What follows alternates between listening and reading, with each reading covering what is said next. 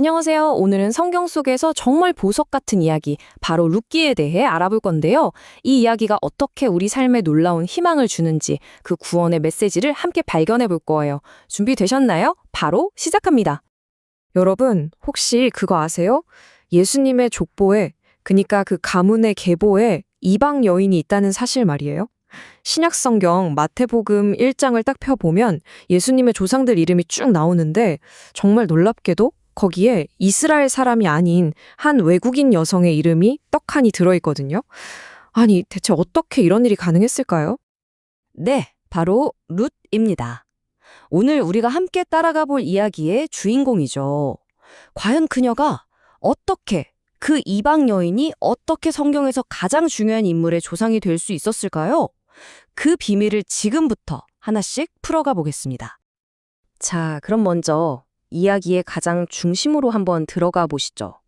모든 걸 잃어버린 한 여인이 있거든요. 그 절망의 잿더미 속에서 어떻게 희망의 불씨를 다시 피워내는지 룻의 여정을 함께 따라가 볼게요. 이야기의 시작은 정말 깊은 상실감에서 출발해요. 기근 때문에 고향을 떠났는데 거기서 남편이랑 두 아들까지 모두 잃은 나옴이란 여인이 있었죠. 그녀 곁에 남은 건 딱 한 사람, 이방상의 며느리 룻뿐이었어요. 둘이 정말 빈손으로 절망만 가득 안고 베들레헴으로 돌아오거든요. 근데 바로 거기 아무 희망도 없어 보이던 그곳에서 진짜 놀라운 일이 시작됩니다. 룻이 이게 우연인가 싶지만 사실은 하나님의 섭리 속에서 보아스라는 사람의 밭에 가게 되거든요. 이 만남이 모든 걸 바꿔놓는 터닝포인트가 되는 거죠. 결국 이 보아스가 그들의 구속자가 되어서 무너진 가문을 다시 일으켜 세워줍니다. 자, 그런데요. 이 이야기의 해피엔딩을 가능하게 만든 아주 특별한 장치가 있어요. 그냥 로맨스가 아니라 당시 고대 율법에 숨겨진 아주 중요한 개념이 핵심 열쇠였거든요. 그게 바로 기업 물을 자라는 제도예요. 히브리어로는 고엘이라고 하는데 이게 정말 특별해요. 그냥 어려운 사람 도와주는 착한 일 이런 차원이 아니고요. 가까운 친척이 완전히 망했을 때 말 그대로 모든 걸 책임져야 하는 아주 강력한 법적 의무였어요. 예를 들어서 땅을 잃었으면 대신 사줘야 하고 자식 없이 과부가 되면 결혼해서 대를 이어줘야 하고 심지어 노예로 팔려갔으면 돈을 내고 자유를 찾아줘야 했어요. 바로 이 놀라운 제도가 있었기 때문에 보아스가 룻과 나오미의 구원자가 될 수 있었던 거죠. 법적인 근거가 딱 있었던 거예요. 그러니까 보아스는 그냥 로맨스 소설에 나오는 멋진 남자 주인공, 그게 아니었던 거죠.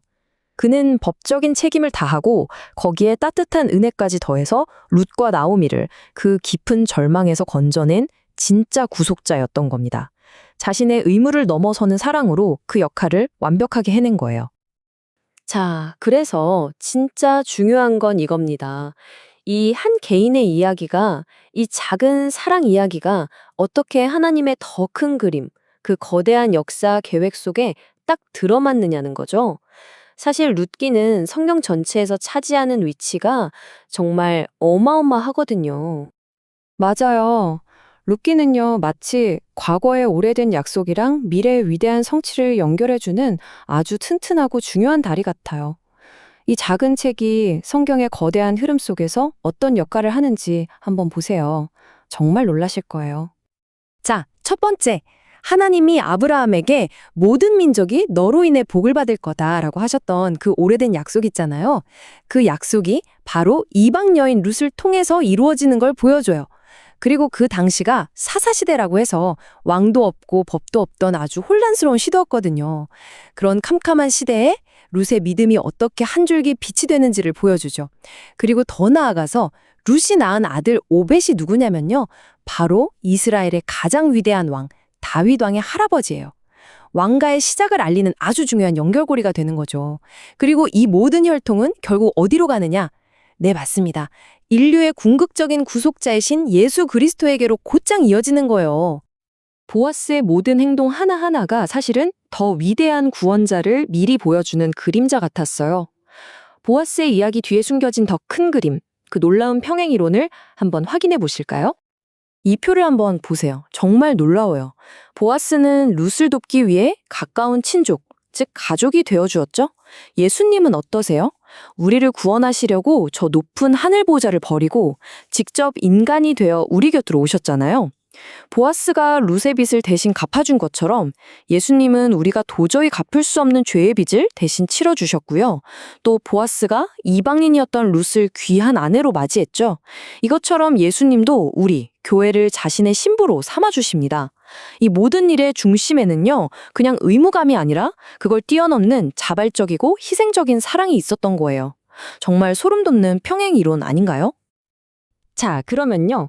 이 수천 년 전의 이야기가 오늘을 살아가는 우리에게는 과연 어떤 의미가 있을까요? 그냥, 아, 좋은 이야기였네 하고 끝나는 걸까요? 아니요, 절대 그렇지 않습니다. 이 이야기는 바로 오늘을 사는 당신에게 이렇게 말하고 있어요. 첫째, 하나님은 당신의 과거가 어땠는지, 출신이 어떤지 보지 않으신다는 거예요. 룻처럼 지금 당신의 믿음을 보십니다. 둘째, 시어머니를 따르겠다는 룻의 그 작은 선택이 역사를 바꿨잖아요. 그것처럼 믿음으로 내딛는 당신의 작은 순종이 상상도 못할 결과를 낳을 수 있어요. 셋째, 아무리 힘들고 어두운 시간을 지나고 있어도 하나님의 계획은 멈추지 않고 일하고 있다는 걸 기억하세요. 그리고 마지막으로 가장 중요한 건데요. 보아스가 룻의 구원자였던 것처럼 예수님이 바로 당신의 그리고 저의 궁극적인 구속자라는 사실입니다. 오늘 이야기의 핵심을 이 한 문장에 딱 요약해 주는 것 같아요. 룻기는 그냥 아름다운 옛날 이야기가 아니에요. 이건 바로 예수 그리스도를 통해서 우리에게 보여주시는 하나님의 구원 계획, 그 자체, 바로 복음의 메시지인 겁니다. 오늘 이야기를 마무리하면서 이 질문 하나를 여러분 마음속에 꼭 남겨두고 싶습니다. 보아스가 룻을 잃어버렸던 모든 것을 되찾아주고 완전히 새로운 삶을 선물했던 것처럼 예수님이 나의 구속자, 나의 고엘이 되신다는 사실이 오늘 당신의 삶에 어떤 새로운 희망을 또 어떤 새로운 의미를 가져다 줄 수 있을까요? 한번 조용히 생각해 보시면 좋겠습니다.